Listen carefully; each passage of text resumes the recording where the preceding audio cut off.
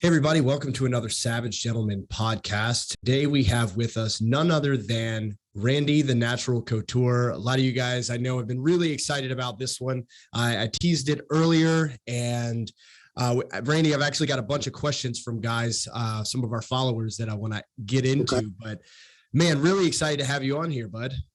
Well, thanks. It's a pleasure to be on. I apologize profusely for screwing it up on Friday. It was a crazy week with SHOT Show, and SHOT Show is always a mad week, and it was very good. It was a little more subdued this year. Okay. Than past, as far as the crowds and stuff, but it was still huge. Nice. Yeah, no worries at all, man. I was actually surprised when we were looking to schedule, and you picked Friday. I was like, ooh, man, I don't know how that's going to work with SHOT Show, because, every time I've been, it has been absolutely a madhouse and total chaotic. And so, when the schedules got mixed up, I was like, yeah, I figured something like that could happen. Cause it's, I imagine for a guy like you got a lot of places to be during that time. Well, if you'd have told me even 10 years ago that I needed an assistant, I would have laughed at you, but man, I don't know what I'd do without her now. And she definitely helps me keep this crazy schedule straight and keep me on track. Very cool. But it is what it is. Yeah, man. Well, I mean, it's funny because I don't think I have anywhere near the amount of commitments and stuff going on as you do. And I find that I probably could use an assistant my own self. I'm like, man, just scheduling and keeping track of stuff is not my forte. This whole small business thing, believe it or not, is not really my wheelhouse either. I don't mind getting on a podcast and talking to somebody, but running the Savage Gentleman company is way harder than I felt like fighting ever was. And, that's for those who don't know, obviously you're no stranger to the pain game. Highly decorated Hall of Famer, multiple time UFC champion, in multiple weight classes, heavyweight and light heavyweight. And just, I'm pretty sure most of our people know who you are, but I guess I have to at least, give a quick intro. But for you, one of the things that I wanted to ask about is like your transition from, well, really all your transitions, right? Going from the military to fighting to now acting, man, that's a hell of a shift from one thing to the other.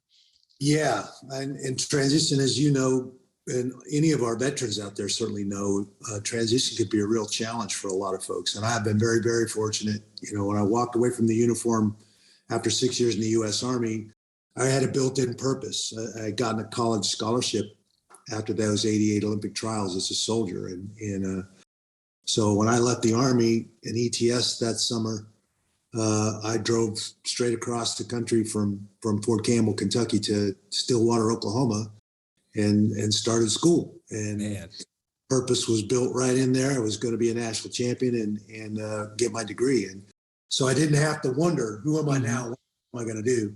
Fortunately, as I wound down after 14 years as a professional fighter, I had already opened this door of acting, and I had all these other business ventures that were taking up a lot of the background noise when I was fighting and training. Now, nothing got in the way of a training camp and a fight, but I juggled the acting in between, and then all the business stuff, the clothing company, the gym, all the other stuff that I was doing. I also started the 501c3 for Extreme Couture GI Foundation in 2008. And so those purposes were built into that transition and walking away from being a professional athlete for 14 years too. So I feel very fortunate in that there was no downtime. I didn't flounder. I already knew and was laser focused on what the next goal was going to be and where I was headed. So in that regard, I'm very fortunate. Do you think that was by design? Knowing yourself, was that something that you set up intentionally, or do you think you fell into it? And if you did fall into it, what advice would you give for some guys to maybe who are transitioning and without purpose, finding a way to set up a purpose for themselves? That is the big challenge. I think I was just fortunate. I wish I could say I was that forward thinking and set it all up before I knew I was going to walk away, but it didn't go down that way. I think, that's been one of the cool things about running the chapter of MVP here in Las Vegas at Extreme Couture. And, I've got 40 or 50 veterans that show up at the gym every Friday to get their sweat on and then sit on those mats and talk and share. And, that peer-on-peer counseling, a lot of guys struggling. The statistics speak for themselves. I don't think we need to reiterate that. We have to do something to turn that back for sure. And I guarantee you, every one of those meetings, there's somebody in the circle that's been in that spot that you're in, that struggled with that thing you're in. So getting reconnected to that veteran community and those like-minded individuals who speak the same language that we do has been remarkably powerful. We've helped guys get out of homeless shelters, find and connect with jobs. Extreme Couture GI Foundation is helping some of these guys stay afloat and keep their bills up to date. And some guys need a little extra professional counseling that a peer-on-peer situation isn't going to help them with. So we're connecting them with some counselors and getting them some professional help to develop more tools and put more tools in the tool belt to transition and get through that transition smoothly. That's really cool. Any of you out there can check us out, betsandplayers.org. We have Zoom meetings as well as in-person meetings. We're in 7 cities across the country. Just getting in there, sweating, getting to feel a little better about yourself. That sweating creates a connection that wouldn't otherwise have existed. And you're a lot more likely to open up to those other guys in the circle. Yep. And one of them has probably struggled with the same stuff that you're struggling with. So we have to take care of each other. Yeah. Expecting Uncle Sam to do it is asinine. It's not going to happen. We've got to do it. We I think, man, if you haven't figured out that that maybe the powers that be, or the people that we've put in charge, maybe are not the most efficient at getting things done. If these past couple of years haven't illuminated that to you, I don't know what to tell you. Like resting your hands solely in that clusterfuck is not anything that I would recommend. And so I think a grassroots movement of what you're doing is what's necessary. And what, like you said, that mat time, sweating together, that is where the magic happens. I think as men, we do need to collectively strive towards something, and not just talk about a thing, but actually do a thing. And the activity doesn't necessarily matter. And it doesn't matter if you're building a deck or you're punching each other in the face. It's that, working together in a combined effort to improve and get better. And then the conversations that follow that, I think that's where, that peer-to-peer counseling is really valuable and sadly lacking today. So it's amazing that, you guys are out there doing that with your organization, with MVP and everything else, because yeah, like you said, it's very necessary. And it's something that, we're trying to do with Savage Gentlemen as well. And I think, the more people out there that are doing this, I think the better off we're all going to be. Yeah, absolutely. I'm on the thread. I see, we see the guys that step up and ask the question, hey man, I need some help here. Does anybody have any ideas how to deal with this, or have an option here or an option there? And I think that connection, getting back with the guys that spoke the language, that had our backs when the chips were down, those are the people I want to be around. Those are the folks I rub elbows with. And it's through them that I'm going to find that new purpose, that I'm going to find that next goal and that next thing to focus my attention and my energy on. So I think it's hugely important. And, we recognize that transition for professional athletes is very, very similar to that of our vets. And it's been a little harder to break through, honestly, to the athletes. They have this bravado. Oh, I was in the NFL. And it's a little harder to break down that and get behind that ego and get them to admit that there's vulnerabilities there and that they're struggling with who they were. I don't have to sit around with many amazing guys like Tony Gonzalez and listen to him say, yeah, should have seen me last year. I was literally Superman. Now who am I? Yeah.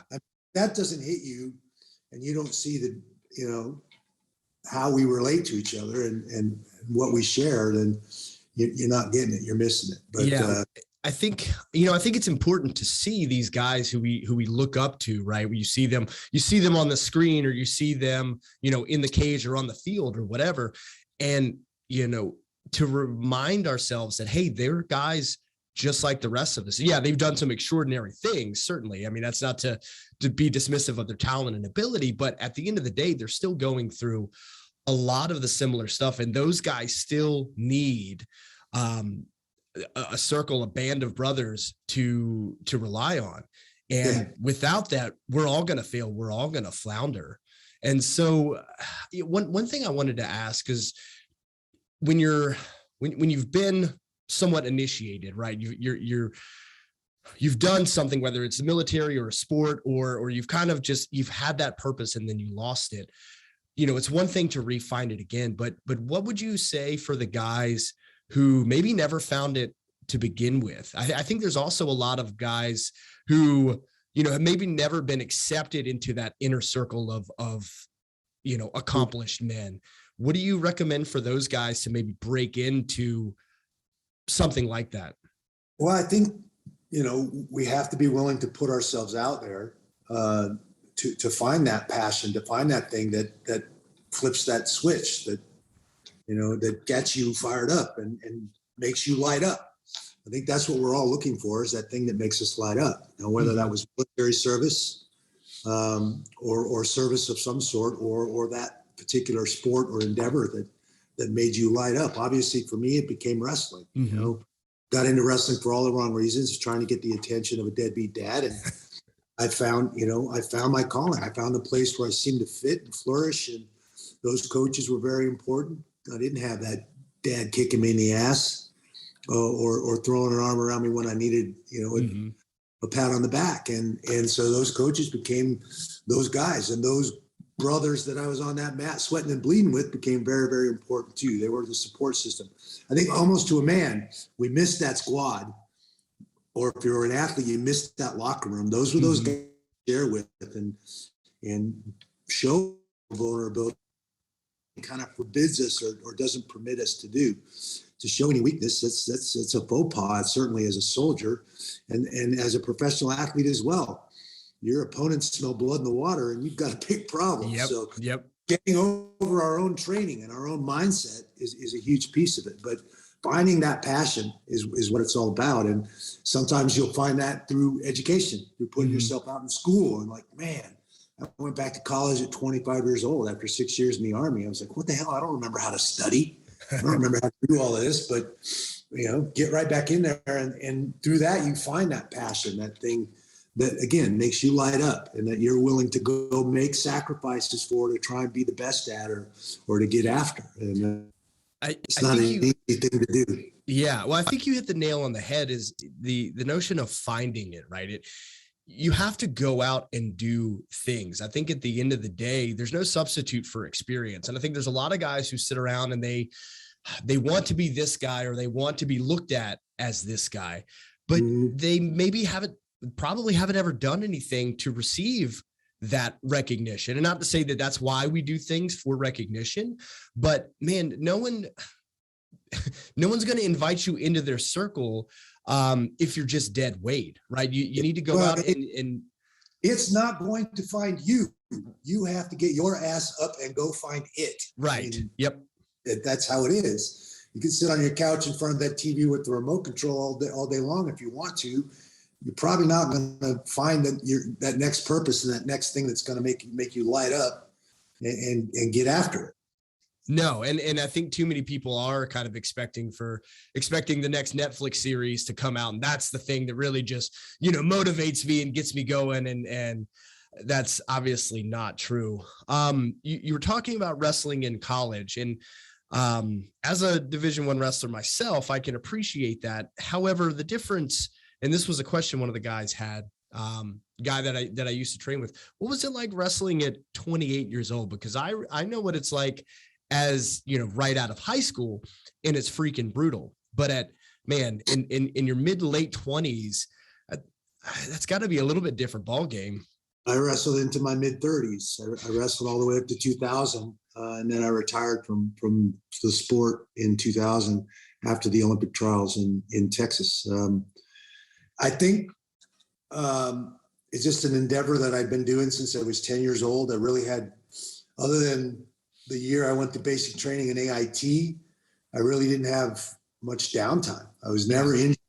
I never had to sit out. I never, was always engaged in some form of wrestling that entire time, from the time I was 10 all the way through the 2000 Olympic trials. And I think that commitment to and regularity causes your body to adapt and to, keep that fitness level high. Now you're never climbing yourself back up into shape. That's something we certainly do as we're younger. You get out of a competition, you're commiserating or celebrating, then you don't get back on the mat for a few weeks and you let it all go. And then next thing you know, oh God, I got a competition coming, and you get back at it and try and climb your happy ass back into shape. And that's where those injuries and a lot of those setbacks come in. So I think having that kind of flat line, constantly, engaged and active in wrestling allowed me some longevity that I probably wouldn't have otherwise found. Did the body start talking to me? Absolutely. And, thankfully, as we get older, we get smarter. We don't do some of the stupid shit we did when we were younger. Yep. And we refine our tactics, and we refine our training programs, and we find the right people. We gravitate towards the right people that are not only going to push us to the limit and make us better, iron sharpens iron, but also take care of each other and take care of us. Not out to prove anything, no ego. I mean, our motto at Extreme Couture is check your ego at the door. It's only going to get in the way. Yep. You gotta be humble and operate with humility. And every single person I meet is better at something than I am. And if I operate from that place of humility, I have an opportunity, an open mind and an open heart to learn what that is and learn from that person. So humility is a huge thing, and certainly something I try to live by. And that is how you become a multiple time world champion, folks, with humility. And, there's a big part to that with training smart. I mean, obviously you're well known for your longevity, and you don't compete for as long as you do by doing dumb things. Maybe at some point when you're younger, but you can't consistently do that. And you see the way a lot of people abuse their bodies and the way that they train, thinking that, oh man, this, because it's harder, it's better. And that's not always the case. And so, I think what you spoke to with, finding good training partners, listening to your body, all that sort of thing, doesn't mean that you were soft or took it easy on yourself or didn't work hard. You were just way more intelligent. And I think that is a big part of what allowed you to get to where you are. And I think that that's something that guys today maybe need to be reminded of, because everybody wants to be a badass like Randy Couture, and maybe they'll look at the highlight videos of your most, extreme training and that sort of thing, and not see, when you were actually being smarter and making better decisions and how to navigate more intelligently. You can't just come right out of the gate and just like, yeah, I'm going to train like a professional athlete because this is what these guys do. Like, you got to ease into it, and you've got to, really think your way through it, not just, anger your way through it, at least not when you're older. Again, when you're 18 years old, for sure, man, go nuts, slam your head into a wall. But when you're, when you're 30 something and you're trying to get back in shape, you're in your 40s, or more, and trying to get back in shape, that's not the way to go. It's about resilience and persistence. And probably consistency. Through consistent and persistent training, you develop a deeper reservoir of strength and resilience. And your body starts to recover, and it starts, but that takes regularity. Having those training partners is a huge piece of that, because you don't want to get that text from that guy. Where were you this morning? Sleep in? What the heck? Nobody wants to let that guy would never let me down. Right. So how can I afford to let him down? So finding those partners, those people that you're accountable to, is hugely important. That's where that iron sharpens iron. So one man sharpens another comes in. You're only as good as the guys you're on the mat with. If you're the big fish in that pond, you're probably not getting any better. You're not getting tapped out. You're not getting punched in the face. You better be in there with a group of killers that are pushing you to the limit. At the same time, they should be taking care of you too, and not out to prove that they got your number. And you walk a fine line there. But I think just making that commitment and making it a regular part of your routine is over the long run what's going to get you there. Yeah, I definitely agree. And there are so many gyms and places out there where they don't give a shit about each other. They're just there for themselves. And I'm sure you've been around those environments and trained there, and it's not sustainable. And you'll have some good guys come through, but they'll also walk right out the door once it no longer serves their purpose. So the idea of finding guys that will push you, that'll hold you accountable, but will also look after you. And, it's a team, it's a family. I was really lucky training with Jeremy Horn and Sean O'Connell and all of those guys, and obviously they're a heck of a lot bigger than I am. And if they really wanted to hurt me, they could. I don't know. Sean is probably one of the hardest hitting humans that I have ever met. And so at any point, if he wanted to end me, he could, but thankfully, we could still train together. So finding an environment, being around guys that care, man, that is huge. And again, like you said, you're not going to find that environment sitting on your couch. You have to go, you have to put yourself out there, and you have to be humble, which I think, is really good advice. Talking about, being a badass, because you had mentioned, finding badass guys. This was one of the questions from our viewers. Actually, this is one of the guys from the League of Savage Gentlemen sent this in when I told him we were going to be chatting. And the big question a lot of these guys have is like, okay, so you're hanging out with all these, Hollywood stars, some of the baddest ass dudes on the silver screen. What's it like when they meet a real life badass like yourself? How does that play out? Because we've all looked up to these guys. We've all watched the movies, the stars from Expendables, and seen these guys in action there, but you've actually done it and lived it. So, a lot of folks were asking, what's that like? Do they recognize like, hey, he's the real deal? I think, I don't think any of them have any illusions. Well, I think most of them don't have any illusions. One or two there that had some illusions that they wanted to throw down or give it a whirl. But most of them they're great guys. Honestly, I felt like I was in my old locker room. Really, we're getting geared up to go out for the game, and which was the shoot. Mm-hmm. They're a great group of guys, and all these people are normal humans, just like me, just like you. And when you treat them that way, and you don't treat them with kid gloves and like their shit don't stink, they appreciate that. So there may have been a little trepidation, like, oh God, I don't want to smart off to him. He might actually punch me in the mouth.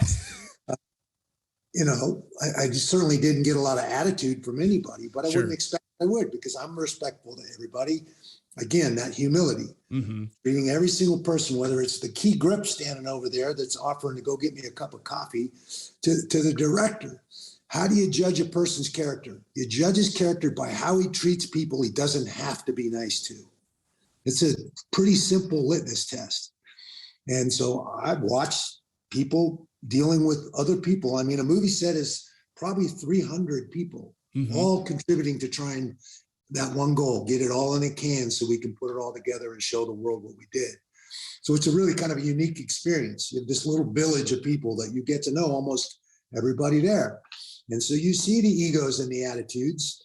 You know which ones you need to kind of tiptoe around, and you know the other ones that are just normal folks, just like you. And this is what they love to do. And they took this job and again, simple litmus test. I learned from a good friend of mine who's a stunt coordinator, Doug Crosby. He helped me get my SAG card. Started out as a stunt guy on Oz, and Doug was the coordinator for Oz. Doug is also a judge in MMA, and that's how we met. Oh, cool. And I want to work with fighters. You guys are amazing athletes. I'd love to get you involved in some stunts. It'll help you get your SAG card. I'm like, I'm in. And he's just been a great guy. And it was one of the first things he told me on the set of Oz. So you can always judge a person's character by how they treat people they don't have to be nice to.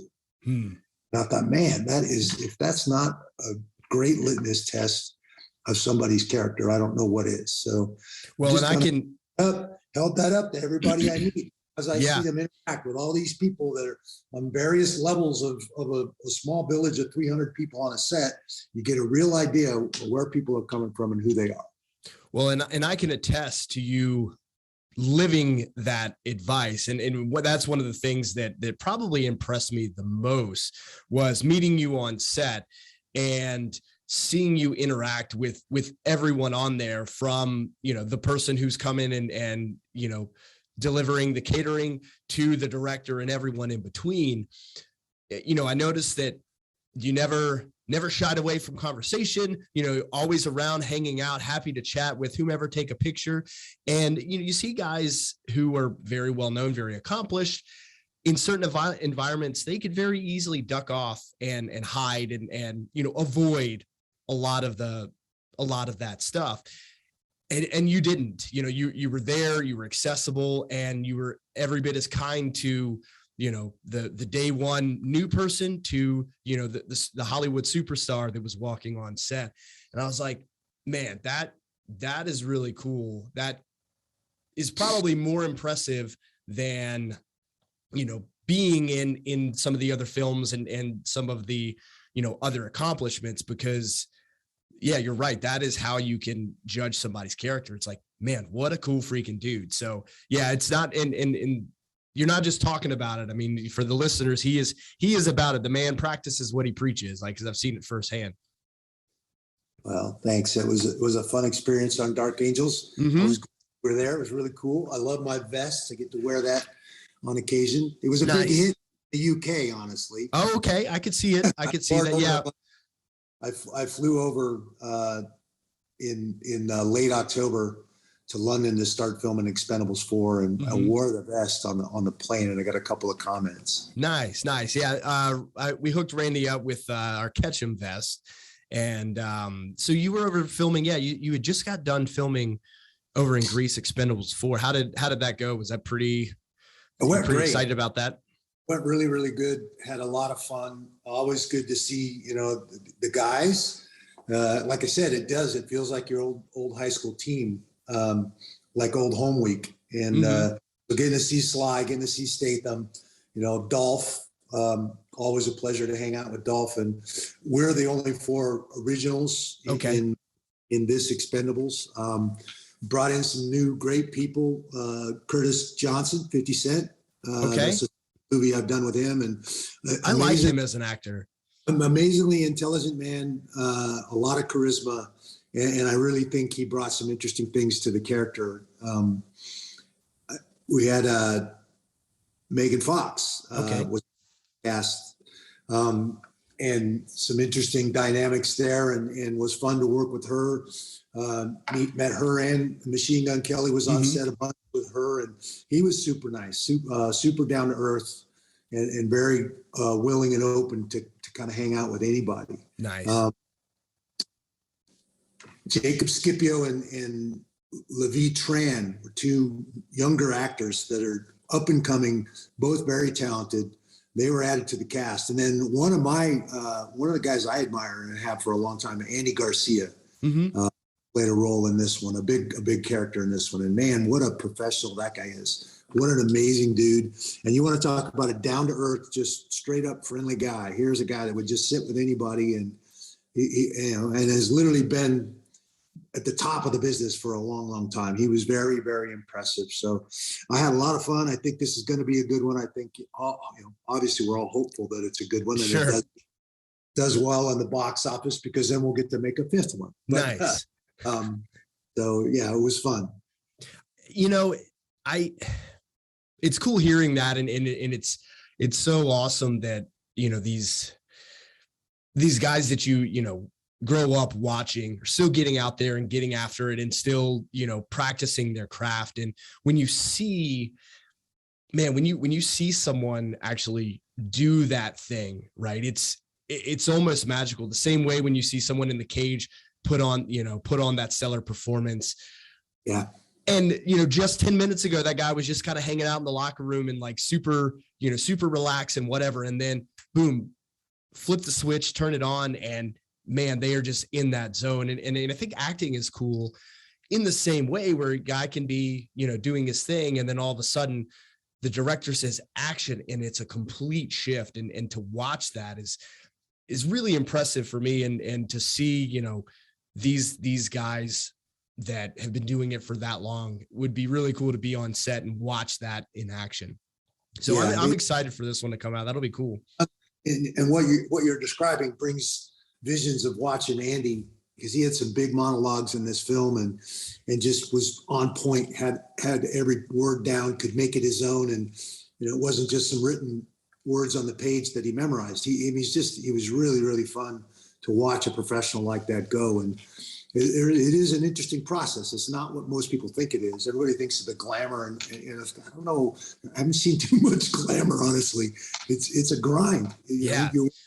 12, 14-hour days for months on end to get it all in the can and be able to put it all together.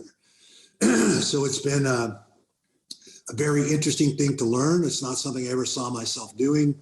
Athletics opened that door for me about 20 years ago. Got a call from the UFC. Hey, these guys in Hollywood are doing this movie called Cradle to the Grave with Jet Li and DMX. They want some authentic cage fighters for this underground fight scene. Are you want to do that? And it was me, Chuck, and Tito all got the call to come play a role in this movie. And that was my first feature film back in the early 2000s. That was, I remember that one. That was a good one. It was a fun one. I had one line in the movie, "Let's go, chicken shit." Classic. 5 times to Jet Li. It was like, God, if I got to say this again, holy crap. But it was an interesting experience being on a set. It's kind of like going to Oz and getting to pull the curtain back and see the guy pulling all the levers and making all the smoke and fire. You kind of get a bird's eye look at the process of the magic. And it is kind of magic. And so immediately was intrigued by it, and again, took it seriously, applied myself, saw the opportunity to do something after fighting that'd be a little easier on the body. And I feel, again, very fortunate. I had that to transition to when I walked away from fighting in 2011. So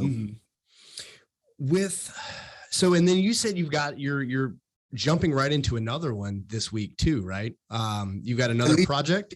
Afternoon, I'm driving into LA, starting a film there called The Bellkeeper. Okay. A supernatural thriller. I'm getting to play the lead in this. It's going to be a lot of fun.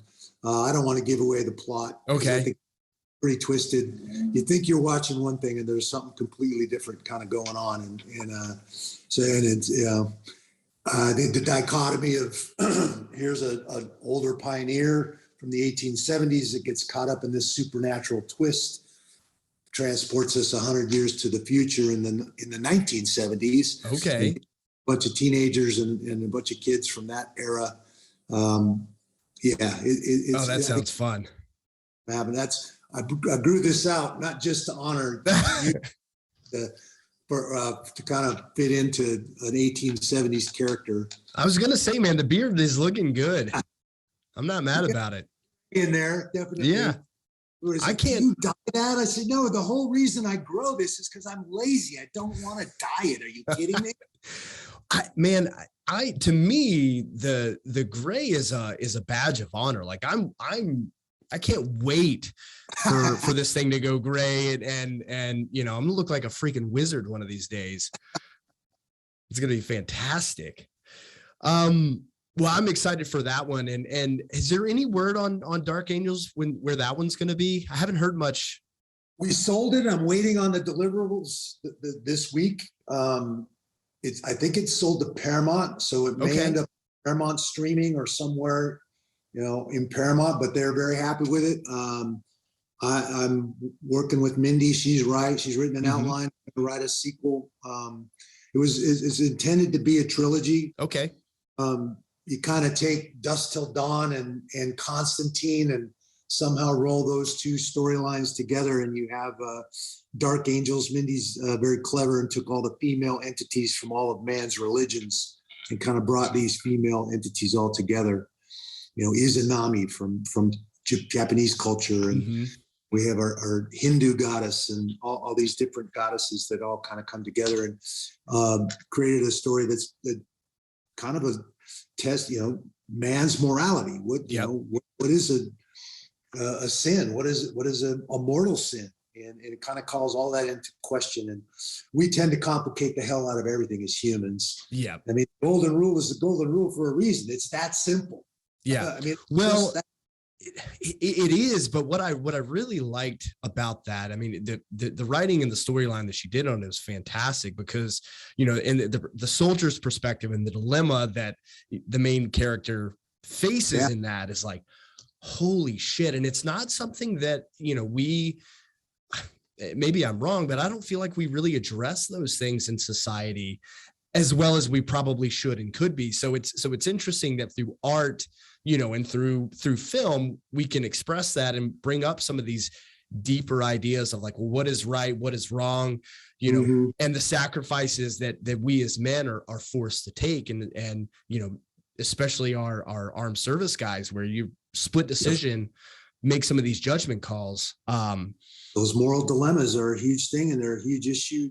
You know, that's part of that PTSD or whatever label you want to slap on that vehicle. Is we're, you know, taught not to show those vulnerabilities and weakness. We stuff all those feelings down, and then longer and harder we stuff those down, the more of a problem it becomes. It starts to poison us from the inside out. You got to let those things out. You can't stuff them. You got to show them. You got to let them out in the light of the day. Do that obviously with somebody you trust immensely.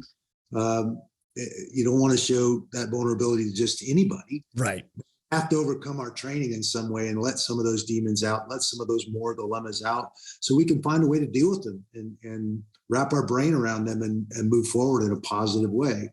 And that, again, that's that peer-on-peer counseling and MVP. I've seen this every week. I mean, it's so amazingly powerful when it happens. That somebody opens up and lets some of that stuff out. And sometimes it can be very uncomfortable for everybody in the room, certainly for the person that's opening up. But I think it's an important step. And you're right, as a society, we need to do a better job of creating those places where we can open up and show those vulnerabilities and let that stuff out so it doesn't get in the way and affect our positive life. Well, and I think it's really important that the guys like you, right, that you know, man, no one's going to question Randy Couture's manliness or badassery or whatever, right? It is, you know, it's beyond reproach, right? It's like, yeah, okay, sure. You're gonna call this guy a sissy or whatever. Like, all right, idiot. You know, so that we have guys like you that are delivering this message and that are, you know, letting guys know like, hey man, you got to work through this stuff. You can't press it down. You need to find some trusted individuals. And, you know, it is going to be uncomfortable, but I don't know about you, but I think I would guess that a lot of your success in life and everything that you've done is because you are comfortable with being uncomfortable. And these, you know, confronting our demons and whatever we're dealing with, I say is no different than literally physically getting punched in the face or getting, you know, whatever painful thing we're going through. It's uncomfortable. It sucks. Training is hard. Fighting is hard. Everything, you know, worth doing is hard, but confronting these emotional things, man, you need to be comfortable being uncomfortable. Well, frankly, I would rather be punched in the face a lot of times than deal with a bunch of that stuff. But we all have it. Every single one of us has that baggage. The first 7 years of our development are pretty important times, and never have you been in your life told, no, you're a bad boy, don't do that, or all those things in those first 7 years of your life. Language acquisition skills, all those things are happening in those first 7 years. And I think in a lot of ways, we're all trying to overcome the baggage that we acquired in those first 7 years. Now, certainly there are other mitigating circumstances and situations that we find ourselves in as we grow up, and, you know, you get beat up, you get bullied, you get picked on, you have an abusive parent, you can think of a million different ways that, again, we start piling on baggage. Now you go throw yourself into the army to escape that. And now you think you've escaped it, and now you're in a combat zone being shot at and having to defend yourself. And you just keep piling all this stuff on, and you just trying to keep stuffing it down because you don't want to show that to anybody. And the next thing you know, you're divorced and nobody wants to be around you because you're a miserable fuck. And you got to find a way to let that crap out, wrap your brain around it, show it the light of day, and start finding a way to be positive and let all that stuff go. Man, maybe that should be the title of this episode. Don't be a miserable fuck with Randy Couture. I don't know if we can, we'll work on it. Maybe that title might need some polishing, but I think it's definitely good words of wisdom there. And like I said, man, it's really cool that, and very inspiring that you're out there doing that. And hopefully it's something that, more guys see and pick up the torch and say, you know what, man, I really am digging what he's doing. And I think some of these lessons and some of these things I can apply to my sphere. We see a lot of guys online talking shit about, man, kids today and men today and the world today and this, that, and the other thing. And it's like, okay, you've identified some problems and you're probably not wrong. What are you doing about it other than pissing and moaning on the internet? What are you doing to actually make things better? When's the last time you showed a hipster how to change a tire?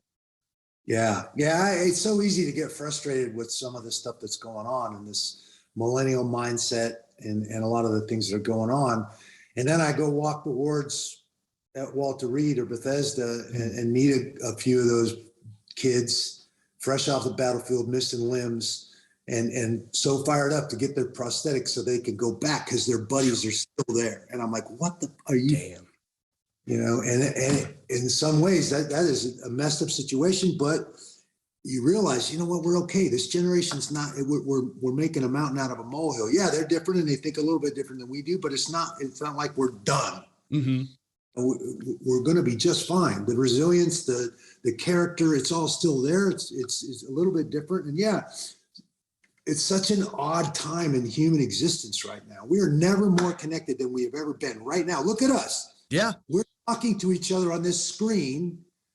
I mean, we have never been more connected, and at the same time, in that same breath, more isolated. We're always like this. Mm-hmm.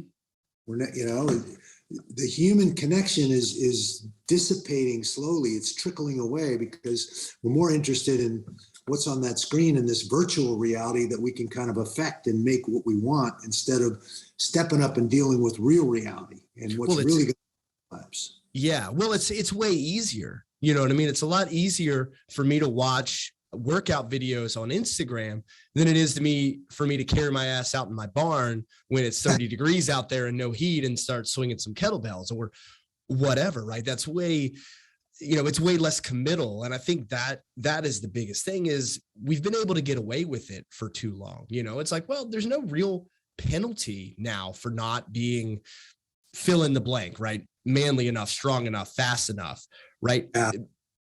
You can still go to work and do your job, whether or not you can squat 3 times your body weight or whatever.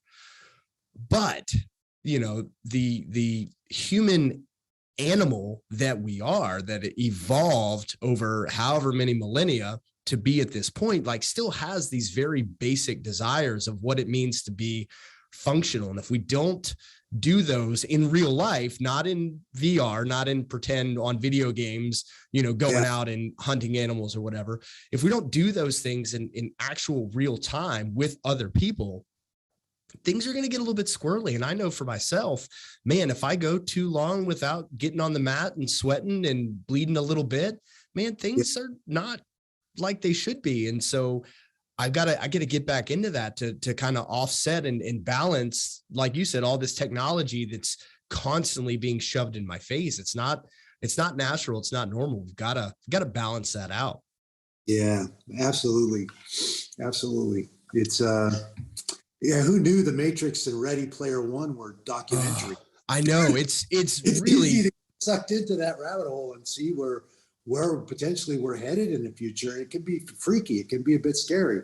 Honestly, it's a weird thing, but it all boils down to courage. Aristotle believed that first of all human virtues was courage, because without courage, none of the others exist. And it takes courage to step up and show weakness, show vulnerability. Everybody wants to call that weakness, but that's actual courage. That's strength to be able to do that in the right setting and with the right people. I think it's very, very important to have the courage to be able to do that. And that the guy that wants to call you out for showing that vulnerability is the one that's hiding behind his ego and doesn't have courage to step up, because every single one of us has the baggage, has the struggles, There's not a single one of us out there that doesn't. So that's you talking about courage. It's interesting you bring that up, because that was another one of the questions that someone had for you was how did you manage to muster the courage to go out and compete, kind of coming back from retiring and competing at the age that you were against all these young bucks, guys that are up and coming and, absolute savages. And yeah, man, that can be a pretty scary proposition, especially when you've kind of already proved everything there is to prove in the sport, to come back and still put yourself out there. To me, does take a lot of courage. What would you attribute that to, do you think? I think a wrestler's mindset. It started at 11 years old, walking out into the center of that mat in a gymnasium full of my peers, wearing the compulsory uniform of that era, a pair of tights and a singlet. Mm-hmm. Forget about winning or losing. That was some courage right there. Maybe get tied up in a knot with my butt sticking up. I mean, who knows where I'm going to end up with that. So you become comfortable with the potential that you're going to look silly, that you're going to lose, and it's not going to go well. And you learn you're going to get out of it exactly what you put into it. So if I spend all that time in the training room shoring up those techniques, getting myself in shape to go out there and be as wide open as I need to go to put myself in the best position to win, I can be comfortable with the outcome. I can say, you know what, I did everything I know how to do, and embrace that adversity. If that guy kicks my ass, those losses are some of the most important fights and matches that I was ever in. Yeah. Because it forced me to analyze what the heck I was doing, where I went wrong, what I do. I thought I had this figured out. I won this and I won that, and now I get my ass handed to me. I was like, what the hell? I thought I had this figured out. No, you constantly happen to progress, constantly have to change, improve, do things smarter, do things better. And that adversity you face forces you to analyze that, forces you to look at that. So why would you want to shy away from that? Right? You have to. No, that's a great point.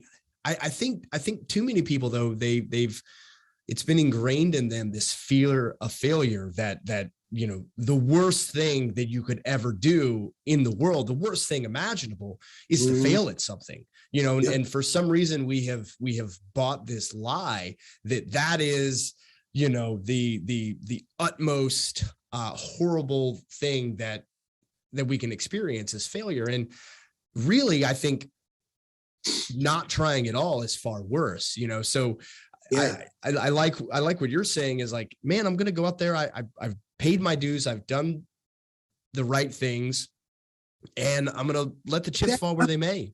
I'm doing what I love to do.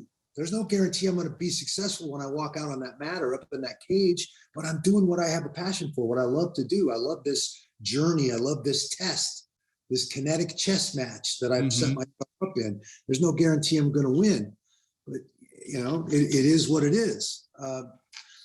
I think the biggest thing I see in people is that they limit themselves. They set up scenarios and they create a situation where they limit themselves so they don't have to worry about experiencing that fear and failing. So they're never branching out and taking any risks or doing anything outside of that little box so that they don't have to experience fear. They don't have to put themselves out there. And they don't have to fail. Well, you're not failing from time to time. You are not trying. No. You're not putting yourself there. You're Superman or Wonder Woman. I'll let you identify with who you identify with. But you're not putting yourself out there. You're going to fail. How many shots did Michael Jordan miss? How many shots did Tiger Woods miss? These are guys that we consider the greatest at their endeavor. They put themselves out there and they weren't afraid to fail. I think, and we're seeing it right now, I think what happens when you put safety above all else, right? And whether that's your physical safety, the safety of your ego, or whatever, you can find yourself into this small box like what you're talking about, right? You set the parameters and don't go outside of those, because everything outside of that is scary and dangerous. And, I could fail or something bad could happen. And so I cushion myself and I insulate myself from everything around me. And the next thing you know, well, you're wrapped in bubble wrap and you're suffocating to death. And I think I think a lot of people are experiencing that. And it's a really slow, painful death. And it's tragic to watch. And so I think this idea, that you're talking about of like not setting those limits and pushing yourself and going beyond and letting yourself potentially fail at something, but try. I think more people, we need to adopt that mentality, not, well, let me just sit back and hopefully, someone else will take care of this. And, there's other people that are calling the shots. I'll just let them do the thing because, they're in charge and I'll just do what I'm told. Oh, everybody talks about 6 world championships. That means I lost it at least 5 times.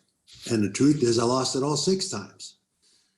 My fight record is 19-11. It's not like I won all the time. I got my kick plenty of times. But like I said, those times I lost were the most important times in my career. That was the time I had to really, grab myself by the bootstraps, take a good hard look at where I was and what I was doing and how I could come back and do better and be better. And was, the people that really mattered, the people that really cared about me were still there, whether I won or lost. That's, again, fans are fleeting. They're a fickle bunch. Find those real core group of people that you can rely on, that you can trust, that are going to be there whether you win or whether you lose, where you can show that weakness and that vulnerability and not worry about it with them. They're going to help you wrap your brain around it and move forward in a positive way.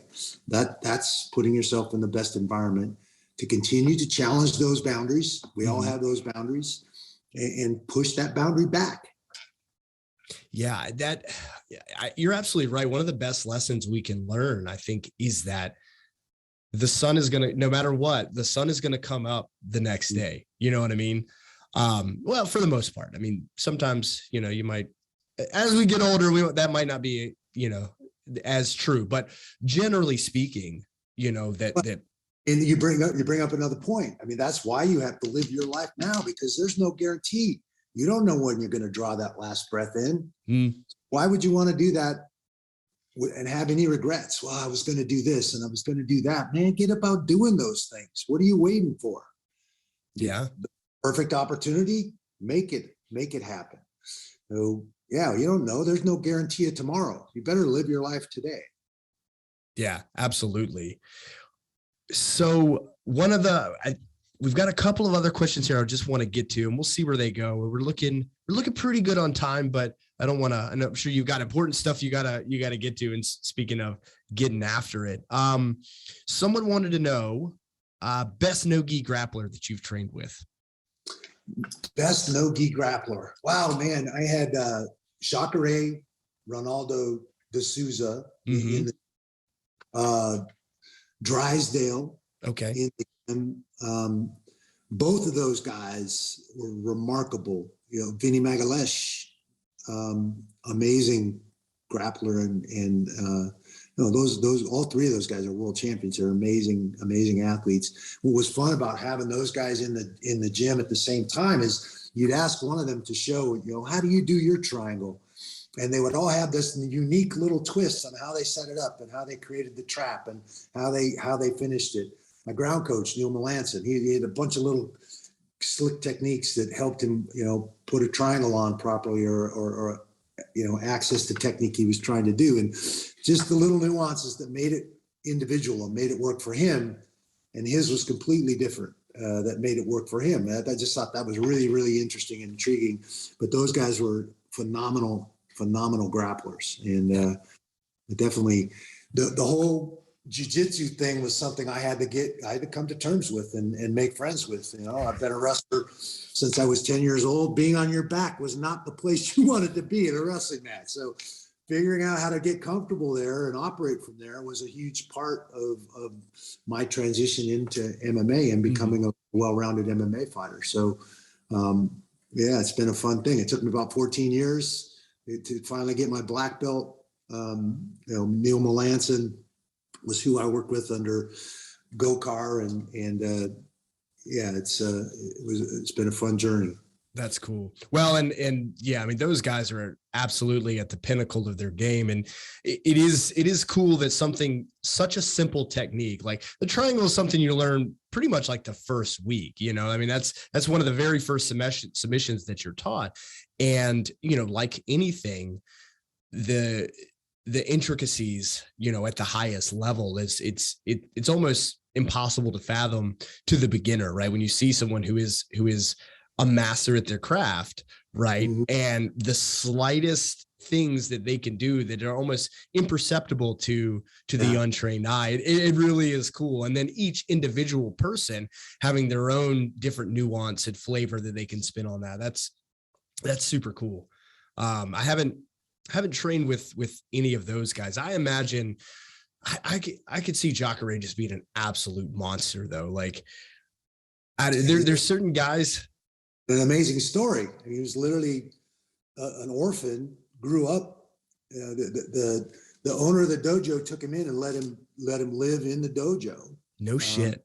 And he got his membership by keeping the place clean, and literally started, as a street kid living in this dojo in Brazil. I mean, he's a really interesting guy and an amazing athlete. Amazing athlete. Well, and man, that's so cool that with fighting and with martial arts that you can have these kind of stories, because he's not the only one. There's so many guys that, fighting has been that vehicle to give the opportunity to, rise above your station and go from, a really, really terrible position and kind of dealt a really shitty hand.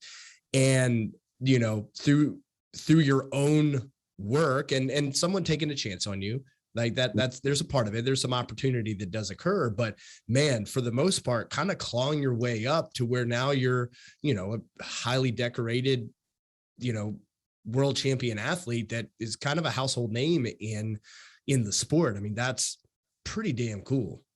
Yeah. It's an amazing story. It's great.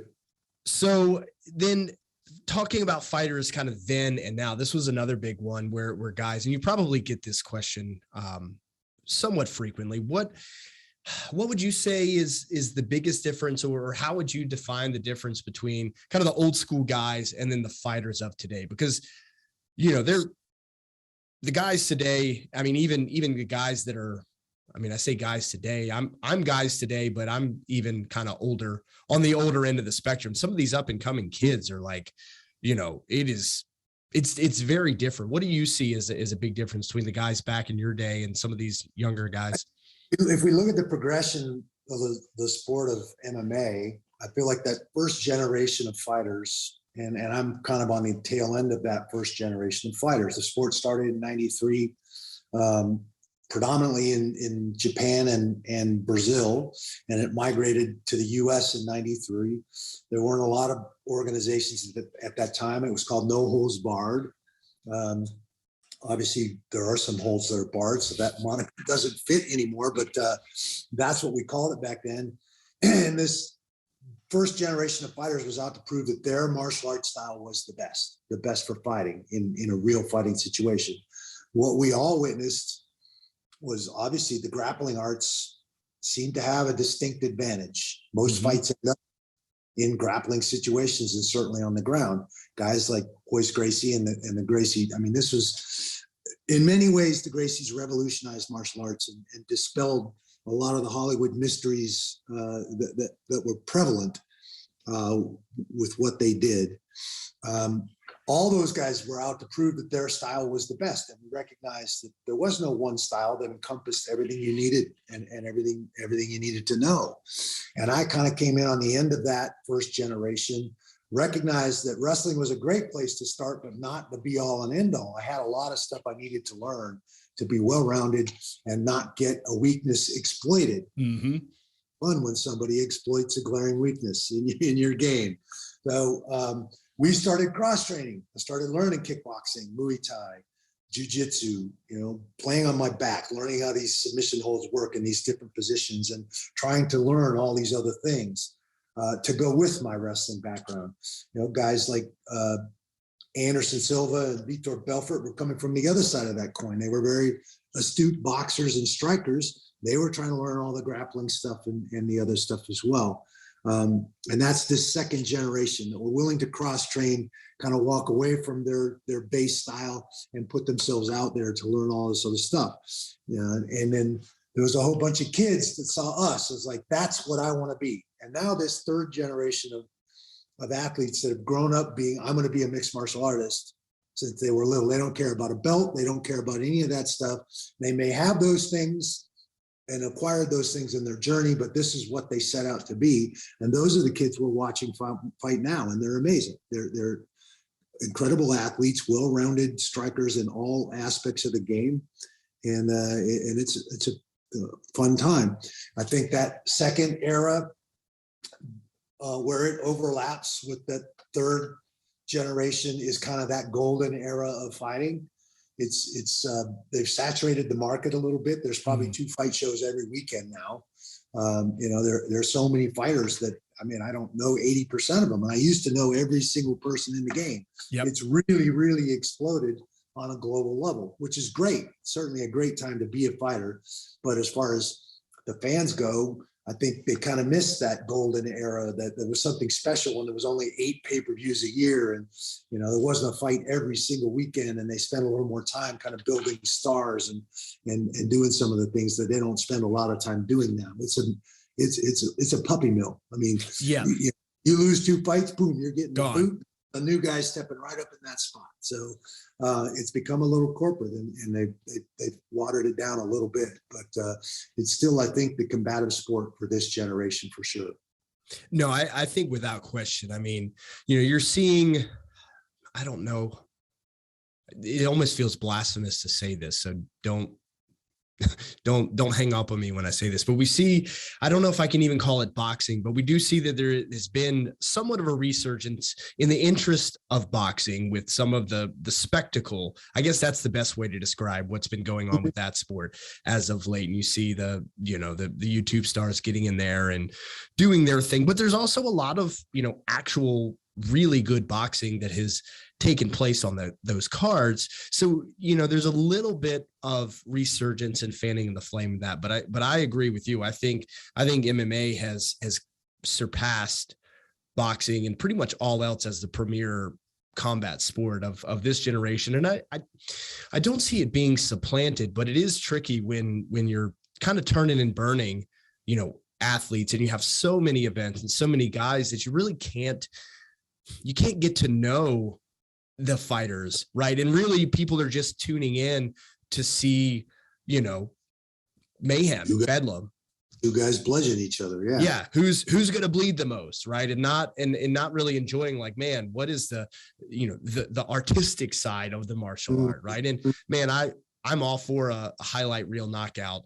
I'm never going to thumb my nose at that, but there's so much more to the sport than just seeing guys. And when it's trending towards the WWE model. Whoever pulls the best publicity stunt and talks the most shit is the guy that's getting the headlines and getting the nod in the rankings and getting the title shot and all that, because they know he's probably going to sell pay-per-views and people are going to come tune in to watch and see him get his ass kicked or win. So, I mean, it's honestly, it's trending that way. But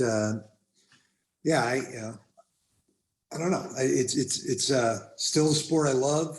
I don't think boxing is ever going to go away. No. I'm a huge boxing fan. It's my favorite. Muay Thai was actually my favorite style to train in as far as the striking really? Arts. There was so many similarities to Greco-Roman wrestling and Muay Thai. Really astonishing to me. I trained under a Sifu out of South Africa, Quinton Chong. He's a Muay Thai world champion. He literally lived with me for quite a few months, getting ready for a couple of fights and cornering me, and I learned a ton from him. He's a great guy, and he really introduced me and immersed me into Muay Thai and the off balancing and the way they use their hips and just a whole bunch of things that translated directly from Greco-Roman wrestling, which was like one of these little pieces of candy that you get so excited about when you find. I don't think boxing's ever going to go away. I think people have gotten a little disenchanted with some of the decisions that come out in boxing. It's like, no way he won that fight. What are the judges looking at? And we're seeing a little of that in MMA too, in some instances. But at the end of the day, I think people recognize the limits of boxing too. Okay, well, what if he took you down? What are you going to do then? Great, you got knockout power. Can you do that from your back? I think those are the questions that start coming up in comparing the two. They're apples and oranges in many, many ways. What I like about the Trillers and these crossover matches, and obviously I had the match with James Toney back in 2008 in Boston. It was one of my favorite, that might be one of my favorite fights of all time. Like that was one of the coolest things that I just gotten into the sport at that point. And obviously, you know, wrestling was very near and dear to my heart as a wrestler. And so seeing a wrestler on top, number one, and then seeing, you know, because all my friends are like, yeah, you know, you think you're good at fighting, but just because you can wrestle, but a boxer would do this, that. And it's like, yeah, no, I don't think so, bro. And then so to see that actually pan out in real time was very validating for me, and just like, man, what a triumphant win for MMA, in my opinion. Well, I was honored to get the nod, and I think originally they were talking to Chuck about that fight, and then they thought, well, Chuck might just be crazy enough to try and stand in front of James Toney and punch with him. Ended up getting the call, and I've been answering those questions from the time of UFC 13, my first fight, you know, boxing versus MMA, you know, and it's just been this question, and both technically and production wise, why do boxers make so much money? You know, and you guys don't make anywhere near that amount. And so if the Triller and guys like Jake Paul are doing anything, they're shining a light on the difference between boxing and boxing pay and MMA pay, and why that is. So, you know, I'm not a huge fan of the chatter boxing, but if it takes a guy like Jake Paul to poke Dana White and shine a light on that disparaging difference in the way we're being treated in MMA and taken advantage of, in my opinion, then, you know, I'll get behind that. You know, obviously I've known Tyron Woodley since he was in college in Missouri, and been a part of his journey through the sport of MMA. Was I happy to see him get clubbed and knocked out? Hell no. Should he have stepped up and taken that fight on short notice? Probably not. But I bet that check cleared. Oh, guaranteed. I was, you know, and man, I've gotten knocked out for way less. Oh yeah. So, no, it is a double-edged sword, because yeah, what that is doing for the sport to show the disparity, I think is phenomenal. And to get these guys paid, to give these opportunities that otherwise would have never existed, I think is huge. The part that I don't like is that it does feed into the very superficial kind of TikTok culture of today, which I don't think is great. And I don't necessarily want to applaud that, but it's also kind of a, man, having your cake and eat it too. It's like, it puts me in a weird spot. You know, I don't believe, like you said, in the trash talking and, you know, the shenanigans and the spectacle of it. But Vitor Belfort knocked out Evander Holyfield. Is there any planet that, you know, 10 years ago, you would have said that was going to happen? I mean, that was pretty crazy. Yeah. Anderson Silva. I mean, why isn't Jake Paul picking an MMA guy that can really strike? I know. He wants no parts of Anderson Silva. Man, he looks so good out there. It was, I've been pushing them to go with Jeremy Horn, honestly, who is a very underrated striker. And yeah, he is. He's super good, but you know, everyone recognizes him for his grappling, but man, he's still actively training. I mean, he fought, I want to say maybe not this last year because of COVID. He was scheduled to fight again this last year. And it's like, dude, fight him, because he's the most unassuming person you could ever imagine. And people are like, oh, Jake Paul's going to kill this guy, this old man. Oh, that would be so good. I tried to get Sean to pull some strings. I was like, hey man, you're the PFL world. This is right after he won. You're the PFL world champion. You got to know some people that could make this happen. He's like, no, sorry, dude. I don't have that kind of clout. Yeah, I bet we could make that happen. Man, that would be super cool. Cool. What it would take getting on YouTube and getting Sean to run his head. And I don't think that's in Sean's character. I don't think, No. that's the big missing link here. Is, it's going to take another guy like Jake Paul who's willing to get on YouTube and go way out on a limb and run his head to generate the interest to make a fight like that happen. Yeah. And that the respectable guys are respectable for that reason, because they're not gonna, you're not gonna be that guy. I'm probably not gonna be that guy. Sean, Jeremy, and so, and that's why we want those guys, because they don't do that. That's true. That's a really good point. Damn it. Classic conundrum. Oh man. Well, Randy, this has been super awesome. I appreciate you coming on and taking the time, and I love how, this is something that I saw, once we became, besties on Facebook, going through and seeing like some of the stuff, like you guys might not know this, but Randy's a pretty prolific writer. Some of the poetry and little pieces that, that you've put out, it's like, holy shit, man, it's very unexpected, not that it should be, because the idea of a savage gentleman should be the standard, not, that should be the norm. And you certainly are one. And so it's really cool to see, someone who can be a total savage, but also like a complete gentleman, which you absolutely are. Well, thank you. A lot of people don't know about that side of me. I always kind of had this weird artistic side, did some sketching and drawing and some art classes in college. I was a foreign language and literature major at Oklahoma State. I got a degree in foreign language and literature. I focused on German because I was stationed in Germany for 3 years in the Army, and suffered greatly from the language barrier, wrestled for a German club team, and just had an amazing experience over there for 3 years. So when I got the opportunity to go to Oklahoma State and wrestle, I knew the one thing I wanted to take were German classes. So I always started learning about, all the classics, Cervantes and, Kafka and Schiller and Goethe and all the Russian, all of them. I had to read all of them at one point. So I started writing prose and poetry in college. It's something about turning 50. And I don't know why. Okay. Maybe half a century of life experience, I don't know, but it wasn't 40. 40 wasn't that big a deal. I was still getting punched in the face, and it was, they were just numbers. I didn't think about it at all. You just do what you do. But there was something about my 50th birthday that was kind of like, wow, lived half a century. That's pretty crazy. And it was after that I kind of started sharing some of these other facets of who I am, and the things I like to do, the things that make me tick, if you will. But and the poetry was kind of one of them. I'm actually kind of being encouraged. Mindy and some of the other folks that know that I write those things want me to put a book out of poetry, which I may end up doing.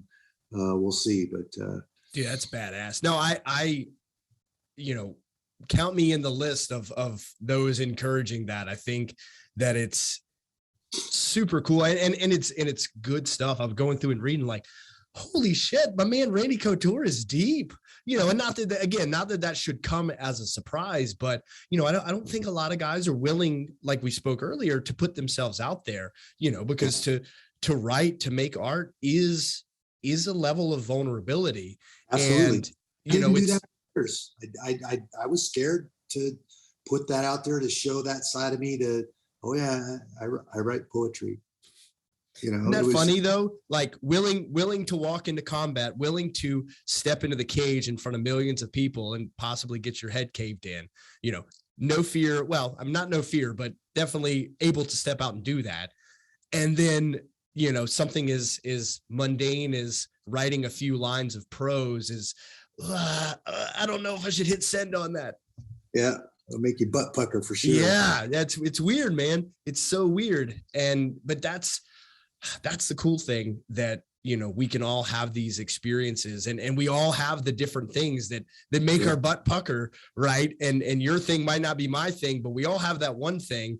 And if we can learn to, walk through whatever that is, we can have that courage, because other guys are out there doing it. It's not like you weren't ever afraid when you stepped in the cage. Like, it wasn't like you're immune to fear. Like, there's still like, oh shit, man, this is kind of scary. Yeah, hell yes. but you do it anyway.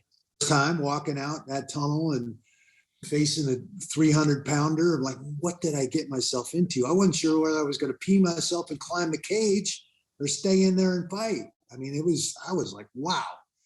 And then the fans on top of that, ripping at your clothes. And I mean, I was never experienced anything like that in my life. It was surreal. And again, you just get that narrow tunnel vision, go into that wrestler's mindset. Here's the problems. The rest of this stuff goes away. It's a dull roar in the background, and you stay laser focused on what you're trained to do. Super cool, man. Randy, if people want to look into some of the stuff that we talked about, all the projects and the things that you're doing, where are the best places for them if they want to get involved in MVP or some of the other nonprofit stuff or any of your stuff? Where would you send them? Yeah, the charities are easy. xcgif.org. That's Extreme Couture GI Foundation.org. Vetsandplayers.org. For any of you veterans out there that are wanting to connect to the veteran community, that's a great place. We have Zoom meetings every week. We're in 7 cities right now. We're getting ready to start pushing to open in Phoenix up. We just opened in Dallas and Seattle. We're in Los Angeles, Las Vegas, Chicago, Atlanta, New York City, Seattle, and Dallas right now. And we're coming to Phoenix in pretty short order. I'm at XCNatch on Instagram. There's another Randy Couture out there somewhere that already had that Instagram handle. So, obviously they called me the Natural, and the gym is Extreme Couture. So XCNatch on Instagram, Randy_Couture on Twitter, and Randy the Natural Couture is the fan page on Facebook. All that stuff that I'm doing, the charity stuff, that's all out there. You can kind of, I post some pictures and poetry on Instagram and Facebook. And so all that stuff is out there somewhere in cyberspace. But I appreciate you, Josh. Thanks for reaching out. Thanks for having me on. My pleasure, man. Really, really grateful to finally have you on. I mean, someone who've always looked up to in the sport, and then got the chance to meet and hang out with, and is like, holy shit, man, we've got to record a conversation with this guy, because I think it's necessary. I really do. Everything that you're doing and these conversations need to get out to folks, because, the savage gentleman is alive and well in guys like you, and just appreciate everything you're doing, man. Thanks for coming on.